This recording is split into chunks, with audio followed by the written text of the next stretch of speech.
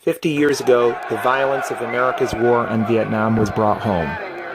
During the 1968 Democratic Convention, Chicago police bloodied the city's downtown streets at the direction of Mayor Richard J. Daley. The police attacked anti-war protesters, journalists, and passersby in full view of news cameras. Inside the Democratic Convention, Daley and other party bosses rammed through the nomination of a pro-war candidate who hadn't won a single primary. Primary voters had given 80% of their votes to candidates who said they were anti-war.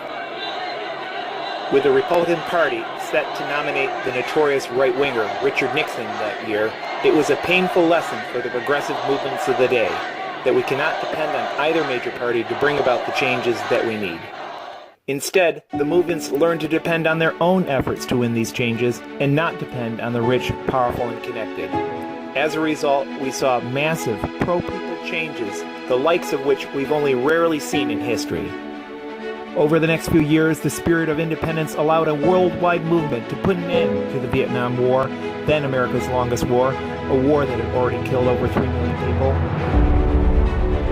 The spirit of independence meant that a radicalized labor movement frequently ignored its encrusted leadership and launched wildcat strikes against racism, speed-up, and victimizations of union activists. They threw up independent shop floor organizations in the post offices, the Teamsters Union, the coal mines, and the automobile industry.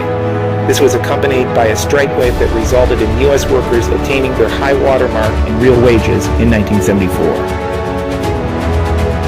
The Black Panther Party and other black power groups forced a massive expansion of the food stamp program and community health programs, and forced the Nixon administration, yes, the racist Nixon administration, to enact affirmative action on a scale never seen before or since by subsequent administrations. A women's movement with a newfound energy of working class women making their own change, a direct precursor of today's Me Too movement, forced an all-male, Nixon-packed Supreme Court to legalize abortion nationwide.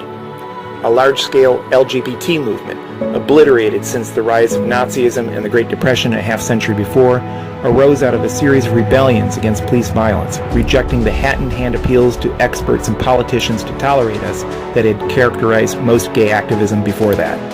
Over the ensuing years, that independence spawned the first truly worldwide LGBT movement and gains for our people in a host of countries. While today we've seen the current and past administrations contemplate opening up oil drilling on the eastern seaboard and welcome the Dakota Access Pipeline, back in the day, the host of environmental laws currently being dismantled by the Trump administration, the Clean Air and Clean Water Acts and the Endangered Species Act, were all enacted during the Nixon administration. Each of these movements won what they did because they were independent of both major parties. They had learned from the events around the notorious 1968 Chicago Democratic Convention that change comes from the grassroots and not from the wealthy and well-connected. In today's world racked by endless wars, refugee crises, global climate change, attacks on oppressed communities, cutbacks in public education, affordable housing, and a host of other social programs, we need to relearn the lessons of 1968. So come to Chicago, once again. Join us Saturday, August 25th, 12 noon, at Richard J. Daley Plaza, 50 West Washington Street, Chicago. See you in the streets.